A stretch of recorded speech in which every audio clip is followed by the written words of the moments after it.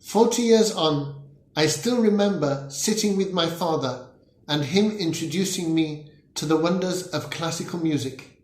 He produced a black vinyl record from a brightly coloured sleeve and placed it with his trademark patience and care on the gramophone turntable. Suddenly, the most beautiful music came pouring forth. The rousing William Tell Overture, the unrestrained triumphalism of Tchaikovsky's 1812, the awesome thunder and lightning of Beethoven's Pastoral Symphony, the unbounded exuberance of Mendelssohn's Italian Symphony, and more besides. My father carefully explained the background and meaning of each piece, and this helped me to access for the first time something far grander than anything else I encountered in my life as a young boy. But I never liked it when the pieces came to an end. The wondrous mood, the fantastic imagery evoked in one's mind's eye, the glorious interweaving of the different harmonies, instruments, tunes and rhythms all died away. Silence fell. We landed with a bump and returned to the exigencies of normal life. It was always a bit of a disappointment. And in truth, God faced the same problem with the Ten Commandments. The giving of the Torah was the most spellbinding, uplifting, and momentous event in history.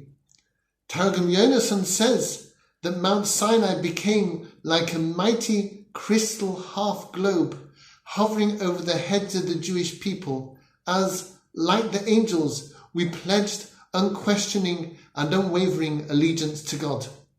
The Midrash Rabbah says that the entire nation died because their love for God was so pure and otherworldly that it could not be contained in a human form, and the angels had to revive us with the dew created for the resurrection. And God spoke the Ten Commandments to us all, and we pledged to become his kingdom of priests and holy nation for all time. And then God said to the Jewish people, "Return to your tents." Imagine returning to your tent. There are the dishes, the cold embers from yesterday's cooking, the flapping tent canvas with that little rip that really needs seeing to, perhaps a scattering of sand on the bedclothes blown in on the hot wind whipping across the desert floor. How could the Jewish people not feel they were crashing back down to earth after all that? Wouldn't it somehow spoil Matan Torah, the giving of the Torah, if its after effect was a lingering sense of disappointment? The Nesiva Shalom says that our parasha answers this question. We find that the story of the giving of the Torah, which we read last week, breaks off abruptly for the majority of the parasha of Mishpatim, to give an intricate explanation of the laws governing civic life, damages, depositing objects with guardians, borrowing property, helping a donkey struggling under its load, and how to treat one's servants. Only towards the end does it get a bit more godly, talking about the land of Israel and the festivals, and then finally we resume the narrative of the giving of the Torah with an amazing high as the people have a vision of God. What are we to make of this?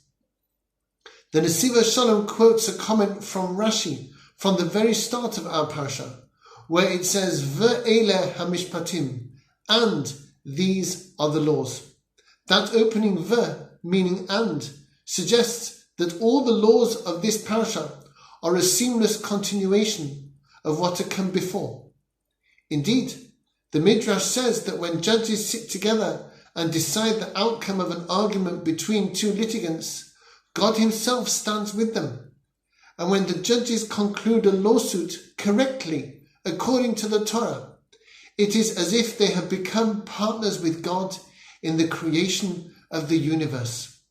And in this perhaps we see a continuation of the amazing revelation from the giving of the Torah. And what of us? In Psalm 82, the psalmist Asaph says that we are all judges, and that we are all almost as great as God himself. Perhaps this refers to the fact that a Jew who cares about their Jewishness is constantly making judgment calls. How kindly and gently will they relate to friends and family? How beautifully will they say a bracha? How will they react to good or bad news? Even in these tiny moments, we are something akin to judges. And as Psalm 121 says, the divine presence attends us like a shadow at our right hands.